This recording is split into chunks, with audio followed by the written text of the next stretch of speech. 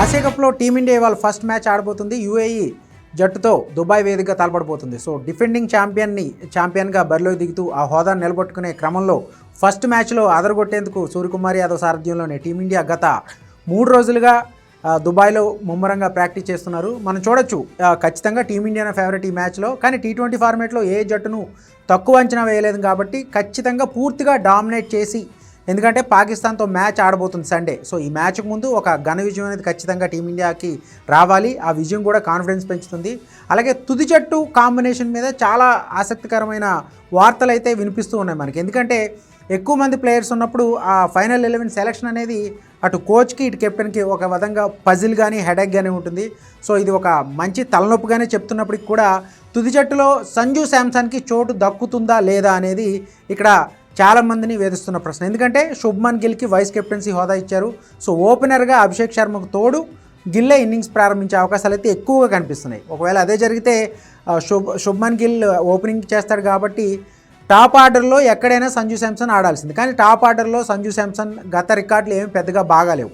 ఒకవేళ మిడిల్ ఆర్డర్లో బ్యాటర్ కావాలనుకుంటే మాత్రం జితేష్ శర్మని, అంటే ఒక ఫినిషర్గా తీసుకునే అవకాశం ఉంటే జితేష్ శర్మని తీసుకుంటారు. వికెట్ కీపింగ్ అంటే గత 2 రోజులుగా జరిగిన ప్రాక్టీస్ సెషన్లో చూస్తే జితేష్ శర్మ ఎక్కువగా కీపింగ్ ప్రాక్టీస్, కీపింగ్ డ్రిల్స్, అలాగే బ్యాటింగ్ ప్రాక్టీస్ కూడా ఎక్కువగా చేస్తూ కనిపించాడు.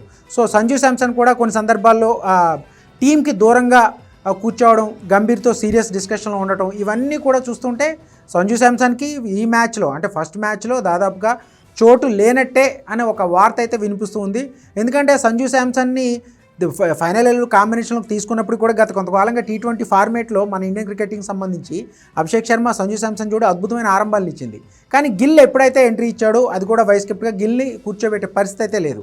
సో 1 డౌన్లో మరి తిలక్ వర్మ వస్తాడు. తర్వాత మిగిలిన బ్యాటింగ్ ఆర్డర్ చూసుకుంటే సూర్యకుమార్ యాదవ్, హార్దిక్ పాండ్యా, అలాగే అయితే ఇక్కడ రింకు సింగ్ కూడా ఫైనల్ కాంబినేషన్లో చూడదగ్గ పరిస్థితి అయితే కనిపించట్లేదు. సో జితేష్ శర్మ వరకు లోయర్ ఆర్డర్ బ్యాటింగ్, అలాగే అక్షర్ పటేల్ కూడా ఒక ఆల్రౌండర్గా ఉండబోతున్నాడు ఫైనల్ కాంబినేషన్లో. కానీ ఇక్కడ మరొక ఫజిల్ ఏంటంటే యూఐ పిచ్లు స్పిన్నర్లకు అనుకూలంగా ఉంటాయి.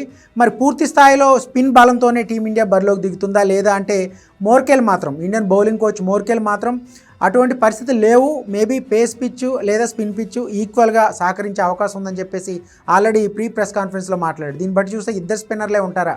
ఒకవేళ అక్షర్ పటేల్, వరుణ్ చక్రవర్తి, అలాగే మనకి కుల్దీప్ యాదవ్, ముగ్గురులో ఎవరికి ఒకవేళ ముగ్గురితోనే ఆడితే కనుక ముగ్గురికి చోటు దక్కుతుంది. ఒకవేళ ఇద్దరు అయితే వీళ్ళ ముగ్గురులో ఇద్దరు ఉంటారు. అక్షర్ పటేల్ అయితే ఖచ్చితంగా ఉంటాడు, ఎందుకంటే అతని ఆల్రౌండర్ బ్యాటింగ్ ఎబిలిటీ కూడా జట్టుకు చాలా కీలకం కాబట్టి ఖచ్చితంగా ఉంటాడు.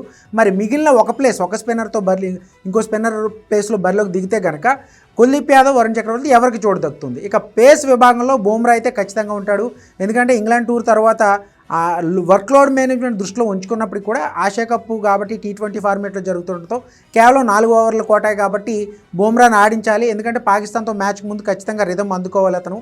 సో ఫిట్నెస్ సమస్యలు ఎటువంటి నాకు ఇబ్బంది లేదనేది ప్రూవ్ చేసుకోవాల్సిన అవసరం ఉంది కాబట్టి బుమ్రా, అలాగే మరో పేసర్గా హర్షదీప్ సింగ్ ఉంటాడు. మొత్తం మీద ఇండియాకి యూఏఈ ఎంత పోటీ ఇస్తుంది అనేది ఇక్కడ ఆసక్తికరమైన అంశంగా చెప్పుకోవాలి. ఎందుకంటే T20 ఫార్మేట్లో ఏ జట్టును కూడా తక్కువ అంచనా వేయలేం. అలాగే గత కొన్నేళ్లుగా యూఏఈ T20 ఫార్మేట్లో బాగానే రాడుదేలిందనే చెప్పాలి. సో ఏమాత్రం తక్కువగా తేలిగ్గా తీసుకోకుండా యూఏఈని పూర్తిగా డామినేట్ చేస్తూ ఈ మ్యాచ్లో ఒక ఘన విజయమే లక్ష్యంగా టీమిండియా అయితే బరిలోకి దిగుతుందని చెప్పాలి. పాకిస్తాన్తో ఒక మ్యాచ్కు ముందు ఒక గ్రాండ్ విక్టరీ అయితే టీమిండియా కాన్ఫిడెన్స్ని పెంచుతుందనలో ఎటువంటి సందేహం లేదు.